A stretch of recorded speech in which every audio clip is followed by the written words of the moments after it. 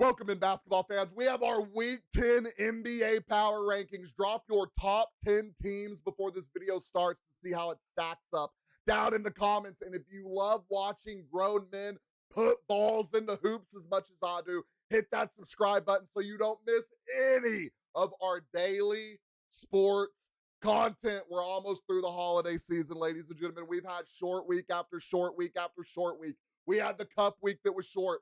Christmas came around. We have the New Year's, and then after that, it is locked in on basketball season. These are our top 10 teams through 10 weeks of basketball, starting at number 10. If you would have told me that the Phoenix Suns would look like this in 10 weeks of basketball, I would have called you an absolute liar. I thought this team, after trading KD, after moving off all their pieces, looking like they were moving into a rebuild, actually seems like they were moving into a retool. Fun stat, the Suns dropped a season high 45 points in a single quarter against my Los Angeles Lakers. What is happening, Luka? What is happening, LeBron? The Phoenix Suns were not on my radar coming into this season, but something about watching Dillon Brooks makes me happy. Watching Dillon Brooks play basketball is beyond amazing. And then seeing him and Grayson Allen on the court at the same time. Oh, and Mark Williams, who just got ejected and suspended for beating up Jose Alvarado this week. It's like we're watching the Bad Boys Pistons again. What is going on? I absolutely love it. I can't lie, though. I thought this team was dead in the water after all the trades. They've really been a little battered, beat up. They haven't had their full team all season. Booker was hurt for a little bit. Green was hurt for a little bit. You didn't have Dillon Brooks at the beginning of the season. It looked really rocky. But what this team is doing, kind of like how we say about the Pistons, they're going out there, they're willing their way to victory through physical defense, and they're closing games out. So the Phoenix Suns move into our top 10 after 10 weeks of being unranked. At number 8, my Los Angeles Lakers. What is going on? We go 1-2 on the week. I've lost all hope. This team is absolutely crumbling before our eyes. Is it because LeBron came back? You can't even say that. When LeBron came back, we went like on an 8-game win, we won 8 games out of his first 10 back. And when you look at a guy like LeBron, it's really not his fault. This is a guy that facilitates the ball for you. This is a guy that can speed up the offense. This is a guy that can slow down the offense. He can play both sides of the ball. He's 41. We are expecting too much of LeBron James, but shift over to Luka Doncic. He needs to be better, not only on offense, on the defensive side of the ball. And I know that's like asking, like, I don't even know. We're in what year for Luka? Asking him to play defense is probably not going to happen at this point. One thing that has to stop, and I don't know how you stop it, arguing with refs after every missed contact. And it's okay if you argue with them and you get back to play. We are losing Luka on multiple possessions because he just won't let it go. A guy who's already really shooting some of the most free throws in the league, just go out there and hoop. We need you more on both sides of the court than down here putting our team in a situation in a 5-on-4 because you're arguing with a guy that missed the call. Luka the Don has to be better. LeBron is 41 years old. We can't keep putting it on him. And then we have Austin Reeves, who's a little battered and beat up down the stretch, meaning we need Luka more than anything because our bench is just not great. I don't know how we're going to fix this. I don't know how we're going to retool this. I don't know how we're going to fix this. And Rui Hachimura, please do something. We go out there and get bullied by a physical Suns team. We go out there and get outpaced by a Spurs team a few weeks ago. We are slow, we are battered, we are beat up, and we are not clicking. We are soon. The Lakers are going to fall out of the top 10, and I'm not going to know what to do. At number 8, the Minnesota Timberwolves, who went on a 1-2 stretch this week. They do move down 2 spots in our rankings.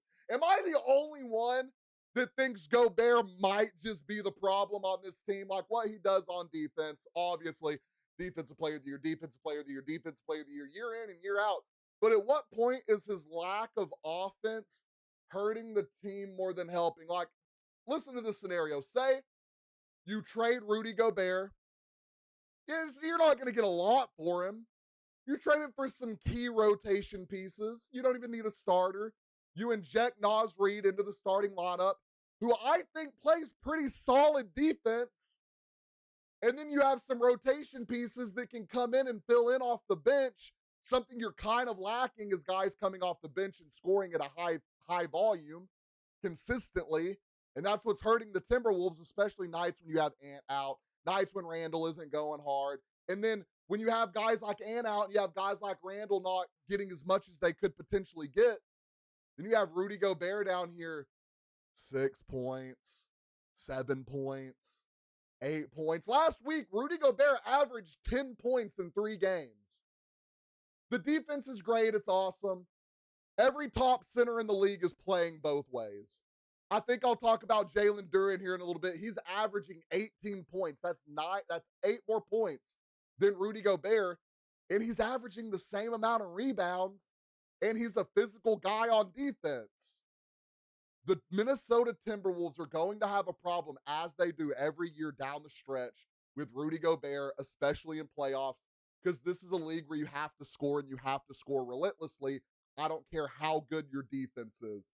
Minnesota Timberwolves at number 8. At number 7, we have the Boston Celtics +2, went on a 2-1 stretch this week. This is a team that's interesting because they just do it with the entire roster, right? Other than Jaylen Brown, no one really puts up massive numbers consistently. And that's going to turn to the flip side to where when Jaylen Brown's not doing it, there's really no one stepping up and doing it consistently. You get your contribute out of White. You get Peyton Pritchard, one of my most improved players of the year. I think he's doing great things.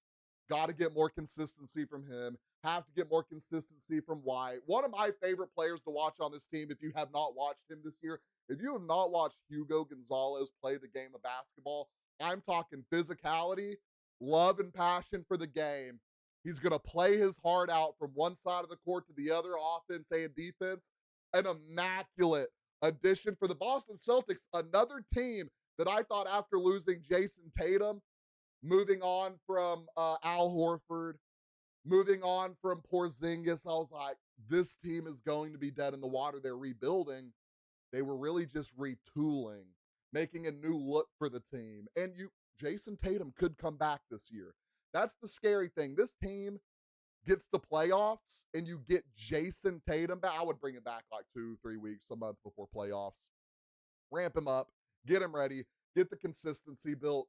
The Boston Celtics are a scary team, but it's all going to come down to who can get consistent and who can contribute off the bench and in the starting lineup when guys like Jaylen Brown are just going to need a night off because they're out here putting up 35 points back-to-back games, 40 points, 50 points. Lord, if Jaylen Brown starts scoring 50 points, not in, not out, or at least once or twice a month, that's going to be scary. But you get what I'm saying. You got to get guys consistent. This is a team that can make a run against, I think it's really going to come down to the Knicks and the Celtics, and Lord have mercy, inject that 7-game series right into my veins. At number 6, we have the Houston Rockets led by the man, the myth, the legend, Kevin Durant, moving up 2 spots, going 2-1 on the week. Their loss this week to the Clippers, and this is a Clippers team I want to let y'all know. Like, if you go out there and you lose to one of the bottom teams, I'm really going to move you down rankings. This is a Clippers team that I heard earlier in the week say, hey, let's rip off 20 wins in a row. The Clippers went 4-0 on the week against teams like the Rockets and teams like the Pistons. They're absolutely out here tearing apart good teams. And it's because you got guys like Kawhi Leonard. You got guys like James Harden. The Clippers are a team that can bust off a few. So I'm not going to have that hurt the Houston Rockets losing to a Clippers team. It's like, let's just bust off a few in a row.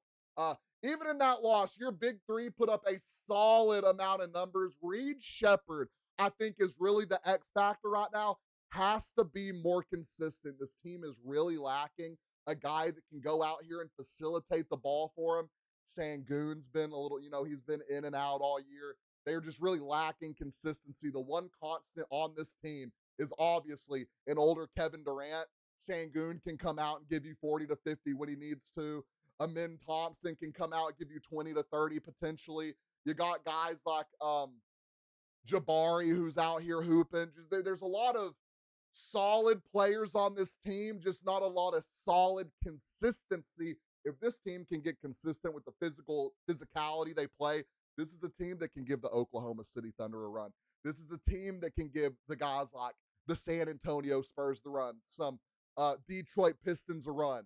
Young team, physical, relentless on scoring if they can just get consistent with a guy like Kevin Durant. And you got a guy like Adams, who's X amount of years in the league, who's out here coming off the bench and putting up solid numbers. The Houston Rockets have a lot of potential to be a top 5 team in this league and go and compete for a championship. And obviously, that's why you go out here and get Kevin Durant. So the Houston Rockets moving up 2 spots at number 6. At number 5, we have the Detroit Pistons, who do move down 1 spot in our rankings. They mopped the Trailblazers and the Kings early in the week and then dropped 2 to the Jazz and the Clippers. I'm more on the Jazz loss than I am the Clippers loss. Like I said, the Clippers are one of those teams. They're like, let's bust 20 wins off in a row. We got the talent to do it. We don't have our first round pick. Let's not keep sacking the Oklahoma City Thunder. And then the Jazz, who have really found a gem in Keontae George, one of my favorite guards to watch in the league right now, do have him in fantasy basketball. Round of applause for infinite ball knowledge on that one. I would move them down, but like I said, the Clippers on that 10-game stretch, the Jazz, really solid team. I want to shout out Jalen Duren, who is playing like a top 5 center in this league, averaging 18 and 11, playing on both sides of the ball. Like I said earlier about Rudy Gobert, this is a guy who's scoring relentlessly on the offense, and he's cleaning the glass on the defense, showing that you can do it both ways. And that is the big reason that the Detroit Pistons have been successful as they have up until this point. They're playing amazing team defense. They're playing behind guys like Jalen Duren, who's out here cleaning the glass and scoring relentlessly. So this team has a lot of pieces. Cade Cunningham, Duren, a lot of youth over here that are playing physical basketball, and they're closing the game out. They're closing games out. That is the big difference for the Detroit Pistons this year compared to last year, where they went out there and they gave the Cavs, who were one of the top favorites to go to the finals, an absolute banger. 7 games, I believe. Was it the Pistons or the Magic who gave them 7 games round 1? Regardless, the Detroit Pistons are a force in the NBA this year. At number 4, we have the Oklahoma City Thunder. The fall from grace is absolutely insane. Moving down 1 spot, going 2-2 on the week. The Spurs might be their kryptonite. I don't know how else to put it. Boat racing every other team they play, unless they're named San Antonio Spurs with a 8-foot Frenchman on their team. And really, the X factor in those series, Chet averaged 11 points against the Spurs. He misses one of their 3rd games this week, and then he comes out and he puts up a big 29 points on the Philadelphia 76ers, who just really don't have a physical matchup for him. And I think that's what the Spurs have exposed. You go out there, you play Chet physical, right? Shea's going to get his points. What's his name? Williams might go out there, get his points. He might put up a dud. Who knows? Still looks like he's trying to get into his flow. If you play Chet physical, and it makes Hartenstein have to play more because Chet can't get going, so you're trying to get Chet out to the 3 line, out to the paint, put a get your bigger guy on Hartenstein in the paint. You play Chet physical, you keep hitting him in his mouth. That might be the kryptonite for the Oklahoma City Thunder. Play him physical, play him hard, make him earn his baskets. I think the San Antonio Spurs have figured out the Oklahoma City Thunder. Now, I think the Oklahoma City Thunder are going to be okay because their biggest problem is an 8-foot Frenchman. OKC at number 4. At number 3, we have the Denver Nuggets. And we're going to have a very uncomfortable conversation, too. They gave us an instant classic against the Timberwolves, an OT thriller win 142 to 138. Joker continues to be absolutely unreal, putting up 56 points, 15 rebounds, 16 assists. At some point, we're going to have to talk about that uncomfortable conversation. Is Nikola Jokic a top 5 player in NBA history? Who's going to have to move out of the top 5 so Nikola Jokic can have a seat at the table in that conversation? Now, I'm not going to have that conversation right now. I'm going to let y'all answer that one down in the comments. Let me know your top 5 basketball players all time. And do you think Jokic deserves to be up there? The loss of Braun and Gordon is starting to show effects on this team because you got nights where Joker's not going to be able to get going. Murray's not going to be able to get going. When I tell you about Jamal Murray flying under the radar, this man averaged 29 points last week in 4 games. That is insane, and it's getting overshadowed by Jokic, which is okay, but it is those 2 guys against the other 5 starters on the other team. Losing Gordon hurt, losing Braun hurt. You have to find some consistency off the bench that is now in your starting lineup. Watson has to find a way to be more consistent. Hardaway has to find a way to be more consistent and start relentlessly scoring. They give Watson a beautiful open 3 ball to win the game. Just too big of a moment. He smokes it. They lose the game. They could have been 3-1 on the week, but that is moments that they're going to have to learn and build off of and become better ball players if the Denver Nuggets want to have immaculate success against the OKCs, against the San Antonio Spurs in playoff potential settings. At number 2, the New York Knicks dropped one early in the week to a good Timberwolves team. Brunson was out. They bounced back against the Cavs and the Hawks, who are really solid teams. Cavs super battered and beat up this year. The Hawks, one of my most surprising teams this year. They're on the cusp of being a top 10 team. I just need to see a little bit more consistency. Really got Trae Young back in the lineup, so they're going to have to build some, I'll say, consistency on that team. But the New York Knicks, the one thing about this, they're not one of these young teams who are going to be learning as the season goes on from losses. This is a team that has the veterans and has the guys that have been there, done that. The New York Knicks have played in some of the biggest scenarios in NBA history. You have veterans like Brunson. You have veterans like Cat, OG, Hart, Bridges. You got guys on the bench that have seen it. Cam Robinson stepping in amazingly for this team. What he did against the Spurs, I mean, you just, all you can do is give it a round of applause the way that man went out there and pestered Wemby on the offensive boards. They dropped one early to the week to the Timberwolves. With Brunson dropping 34 back-to-back points when he does come back, Brunson quietly averaging 29 points, 2 rebounds, 9 assists, is beautiful. The one concern is depth. If you eventually, as the season goes on, mileage kicks in, guys are going to sit out, guys are going to be a little battered, a little beat up, you're going to have to sit them out, getting them ready for playoff runs. You got to sit out a guy like OG. You got to sit out a guy like Hart. Say Bridges might get banged up. Say Cat gets a little banged up. Who is going to come in and give you the consistency to stay hot? I don't know if there's anyone off the bench that is going to be able to fill in adequately for those guys or rotate them in and out any better. The Knicks have a lot of potential here. They can go out there, they can win this conference, and I think the New York Knicks can make a title run. And last but not least, at number 1, the San Antonio Spurs, going 2-1 on the week, moving up 1 spot back to our number 1 spot in the top 10. They smacked the Thunder twice last week. You give them the Thunder in SA, it's up. You give them the Thunder in Oklahoma, it's up. You give them the Thunder in a neutral site in Vegas, it's up.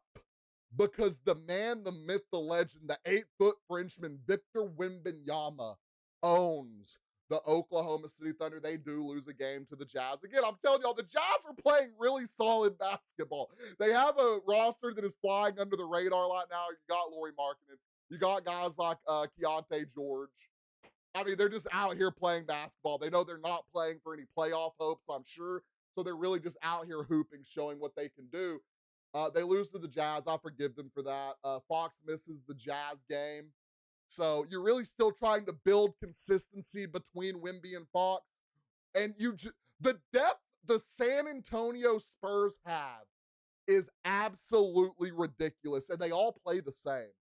I mean, you lose Harper one game, you can put another guy in that's going to play the same. Fox is out, someone else is going to step up. Vassell's out, someone just like him is going to step up. This game goes out there, and they boat race you with their pacing, and they boat race you with their passion on defense. San Antonio Spurs, the Frenchman, 8-foot Victor Wembanyama at number 1. Ladies and gentlemen, those are our top 10 teams through 10 weeks of basketball. If you think there's someone too high, if you think there's someone too low, if someone should be in or someone should be out, let us know down in the comments. Don't forget, like and follow.